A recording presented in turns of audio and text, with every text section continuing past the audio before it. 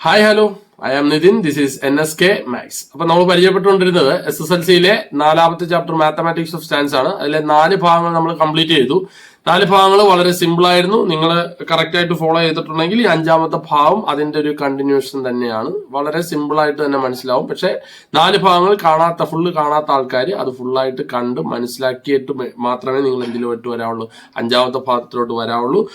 Class തുടങ്ങുന്നതിന് മുമ്പേ തന്നെ ഞാൻ ഒന്നുകൂടെ നിങ്ങളെ ഓർപ്പിക്കുന്നു, നിങ്ങൾക്ക് എന്റെ ചാനൽ ഇഷ്ടപ്പെടുകയാണെങ്കിൽ, എന്റെ ക്ലാസ്സിൽ നിങ്ങൾക്ക് പ്രയോജനപ്പെടുന്നെങ്കിൽ നിങ്ങൾ എന്റെ ചാനൽ സബ്സ്ക്രൈബ് ചെയ്യുകയും തൊട്ടടുത്തുള്ള ബെല്ലൈക്കൺ എനേബിൾ ചെയ്യുകയാണെങ്കിൽ ഞാനിടുന്ന ക്ലാസ്സുകളെല്ലാം നിങ്ങൾക്ക് നോട്ടിഫിക്കേഷൻ ആയിട്ട് എത്തുന്നതായിരിക്കും. നിങ്ങൾക്ക് അത് ഫോളോ ചെയ്ത് നല്ല രീതിയിൽ തന്നെ ഈ ചാപ്റ്ററിൽ നിന്നുള്ള എല്ലാ മാർക്കുകളും സ്കോർ ചെയ്യാൻ സാധിക്കും. അപ്പൊ നമുക്കൊരു കാര്യം ചെയ്യാം. 5ാമത്തെ ഭാഗത്തിലെ 1ാമത്തെ ക്വസ്റ്റ്യനിലോട്ട് നമുക്ക് കടക്കാം. എന്താണ് 5ാമത്തെ ഭാഗത്തിലെ 1ാമത്തെ ക്വസ്റ്റ്യൻ പറയുന്നത്? ആദ്യം തന്നെ ക്വസ്റ്റ്യൻ വായിച്ച് അർത്ഥം മനസ്സിലാക്കുക. From all 2-digit number using only digits ഏതൊക്കെയാ മക്കളെ? 1, 2, 3 എന്ന് പറഞ്ഞാൽ 1, 2, 3 എന്ന് പറയുന്ന 3 അക്കങ്ങൾ അല്ലെ? 1, 2, 3 ഈ 3 സംഖ്യകൾ ഉപയോഗിച്ച് 1 നമ്പർ ഈസ് ചൂസൺ. ഓക്കെ, എന്തുണ്ടാക്കാൻ പറയുന്നു? 2-digit നമ്പേഴ്സ് ഉണ്ടാക്കണം. ഏതൊക്കെ സംഖ്യകൾ ഉപയോഗിച്ച്? 1, 2, 3 എന്ന് പറയുന്ന 3 സംഖ്യകൾ ഉപയോഗിച്ച് നമുക്ക് 2-digit നമ്പേഴ്സുകൾ ഉണ്ടാക്കാം. ആദ്യം തന്നെ മനസ്സിലാക്കണം, 1, 2, 3 വെച്ച് ഉണ്ടാക്കാൻ പറ്റുന്ന 2-digit നമ്പേഴ്സുകൾ ഏതൊക്കെ? ആദ്യത്തെ നമ്പര് 11, രണ്ടാമത്തെ നമ്പര് 12, മൂന്നാമത്തെ നമ്പര് 13 അല്ലെ?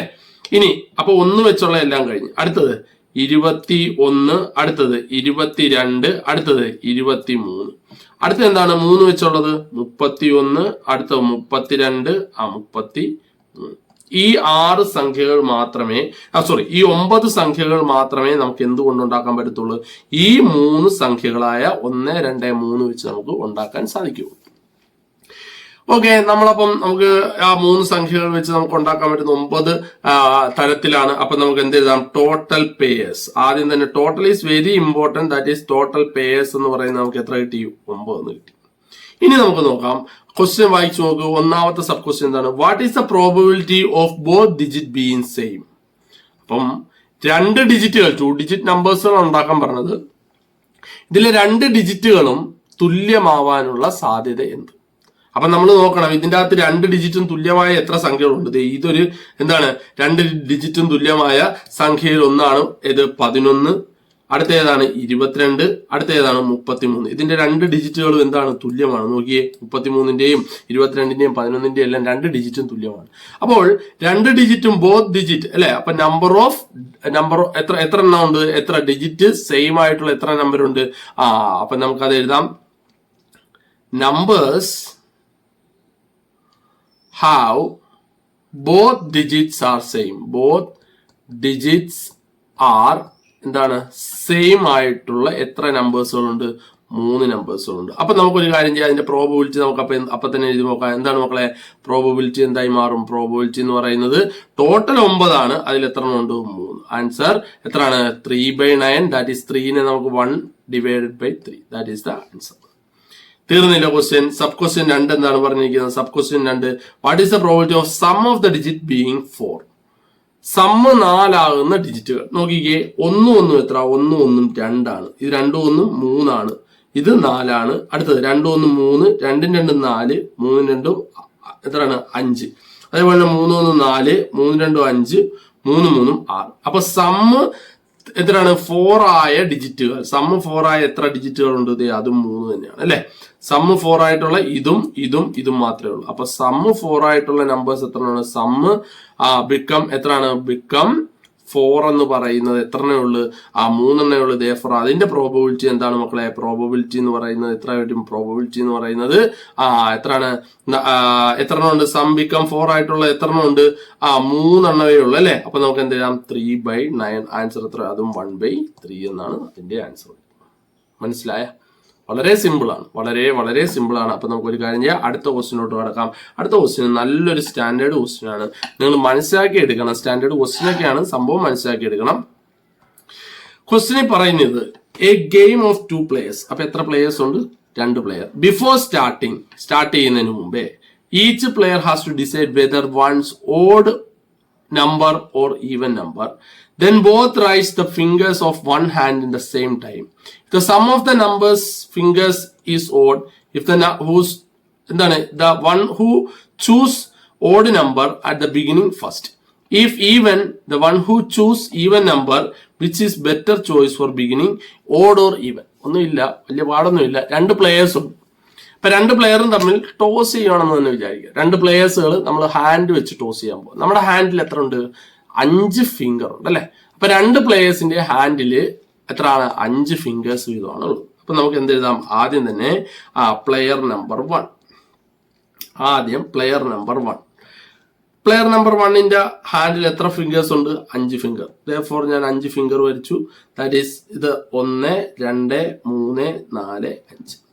അതേപോലെ തന്നെ പ്ലെയർ നമ്പർ 2ന്റെ ഹാൻഡിലും എത്ര ഫിംഗർ ഉണ്ട്? പ്ലെയർ നമ്പർ 2ന്റെ ഹാൻഡിലും എത്ര ഫിംഗർ ഉണ്ട്? അപ്പൊ ഞാൻ പ്ലെയർ നമ്പർ 2നെ ഇവിടെ എഴുതുക. പ്ലെയർ 2 1 2 3 4 എത്ര എണ്ണമാണ്? 5 ഫിംഗർ. കുഴപ്പമൊന്നുമില്ലല്ലോ. ഇവിടെയും 5 ഫിംഗർ. ഇനി അവർ പറഞ്ഞിരിക്കുന്നത് ഈ 5 ഫിംഗർ തമ്മിൽ പെയർ ചെയ്യാൻ നേരം, ഈ 5 ഫിംഗറുകൾ തമ്മിൽ പെയർ ചെയ്യാൻ നേരം ആദ്യത്തെ ഫിംഗർ 1 1, അടുത്ത എന്താണ്? 1 2, അടുത്തത് 1 3, അടുത്തത് 1 4, അടുത്തത് 1 5. ഇവിടെ എന്ത് വരും? 2 1, ഇവിടെ 2 2, ഇവിടെ 2 3 2 4 2 5. ഇവിടെ എന്ത് വരും? 3 1 3 2 3 3 3 4 3 5. ഇവിടെ എന്ത് വരും? 4 1 4 2 4 3 4 4 4 5. ഇവിടെ എന്ത് വരും? 5 1 5 2 5 3 5 4 5 5. ഇത്രയും പേഴ്സുകളാണ് നമുക്ക് അതിൽ വരുന്നത്. നമ്മളത് എഴുതിയതിൽ വേറൊന്നിനും അല്ല, നമ്മുടെ പേഴ്സും കണ്ടുപിടിക്കാം, കൂടാതെ നമുക്ക് ബാക്കിയുള്ള ആൻസറും കണ്ടുപിടിക്കാം. അപ്പൊ ഇവിടെ നമ്പർ ഓഫ് പേഴ്സ്, അപ്പൊ നമുക്ക് എത്ര എഴുതാം? Number of purse that is important അല്ലെ. അപ്പൊ നമ്പർ ഓഫ് പേഴ്സ് എന്ന് പറയുന്നത് എത്ര കിട്ടി? ഇവിടുന്ന് ഇങ്ങോട്ടും 5, ഇവിടുന്ന്. അപ്പൊ 5 ഗുണം 5 ദാറ്റ് ഈസ് ഇക്വൽ ടു എത്ര കിട്ടി? 5 ഗുണം 5 ദാറ്റ് ഈസ് ഇക്വൽ ടു 25. ഇനി നമ്മുടെ ക്വസ്റ്റ്യനിലോട്ട് പോകാം. എന്താണ് ക്വസ്റ്റ്യൻ പറയുന്നത്? If the sum of the numbers of fingers is odd, അതായത് ഇതിന്റെ അകത്ത് ഓഡ് നമ്പർ ആവാനും even number, sum of the fingers. അപ്പൊ ഈ ആദ്യത്തെ അകത്ത് നമ്പർ എത്ര വരിക? നിങ്ങൾ തന്നെ നോക്കി പറയണം. ആദ്യത്തെ അകത്ത് നമ്പർ എത്ര വരും? ആദ്യത്തെ രണ്ടും കൂടെ കൂട്ടാൻ 1 1 എത്രയാണ്? 2. ഈ 2 1 എത്രയാണ്? 3. ഇതെത്ര വരും? 4. ഇതെത്ര വരും? 5. ഇതെത്ര വരും? 6. ഇതെത്ര വരും? 3. ഇത് 4. ഇത് 5. ഇത് 6. ഇത് 7. ഇതെത്ര വരും? 4. ഇത് 5. ഇത് 6. ഇത് 7. ഇത് 8. ഇതെന്ത് വരും? 4 1 5. ഇതെത്ര? 6 7 8 9. ഇതെത്ര വരും? 5 1 6 7 8 9 10. അതായത് സമ്മ് എല്ലാം കൂടെ നമ്മൾ എന്ത് ചെയ്തു? കൂട്ടി. അതായത് തന്നിരിക്കുന്ന ഫിംഗേഴ്സ് അല്ലെങ്കിൽ ആ പെയറുകൾ തമ്മിൽ കൂട്ടിയപ്പോൾ കിട്ടിയാണ് ഞാൻ ഈ ബ്ലൂ ലെറ്ററിൽ എഴുതിയിരിക്കുന്നത്. ഇതിന്റെ അകത്ത് ആദ്യം പറഞ്ഞിരിക്കുന്നു ഓഡ്. നമ്പർ ഓഫ് ഓഡ് എത്രയാണ്? നമ്പർ ഓഫ് ഓഡ് നോക്കിക്കേ. നമ്പർ ഓഫ് ഓഡ് നമ്പേഴ്സ് കൂട്ടിയപ്പോൾ ഓഡ് നമ്പർ കിട്ടിയ ഏതൊക്കെയാണെന്ന് നമുക്ക് നോക്കാം.